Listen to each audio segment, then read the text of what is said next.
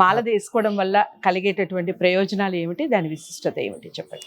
మనకి కార్తీక మాసం వస్తుందంటేనే అయ్యప్ప శివుడు విష్ణుమూర్తితో కలిసిన ఒక కార్యక్రమం. మాల వేసుకుంటే మనకి చాలా ఆరోగ్యాలు బాగుంటాయి, మనసు నిగ్రహత వస్తుంది. అయ్యప్ప స్వామి మాల చాలా అతి బలమైనది. సన్నిటి స్నానం, భూశయనం, ఏకభుక్తం, పొద్దున పూట టిఫిన్ ఉండదు, సాయంత్రం పూట స్వల్పంగా అల్పాహారం ఉంటుంది. దీంతో ఏంటంటే మనకి ఏవైనా చిన్న చిన్న దోషాలున్నా, మనలో అనారోగ్యం ఉన్నా చాలా కంట్రోల్ చేసుకోవాల కెపాసిటీ వస్తుంది.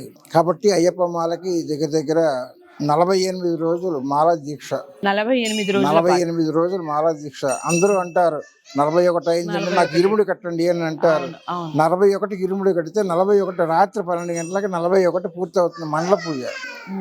మనం మాల వేసిన మొదలు తిరిగి వచ్చేంత వరకు కూడా 48 రోజులు. తిరిగి వచ్చి మాల విసర్జనకి 48 రోజులు పడుతుంది. అది కూడా ఒక దీక్ష కిందే వస్తుంది. మనం నెయ్యి పోసేసాము, వ్రతం పూర్తయింది అనడానికి ఉండదు. ఫస్ట్ తల్లి తండ్రికి నమస్కారం చేసుకోవాలి, భార్య అనుమతి తీసుకోవాలి. పెళ్ళయి ఉంటే వారి యొక్క పేస్కట్లో ఎలా ఉంది, వేసుకోమంటున్నట్టుందా వేసుకోవద్దు అన్నట్టుందా అనే ఒక భావన కూడా తెలుసుకోవాలి. ఎందుకంటే మనం మాలేసుకుంటున్నామంటే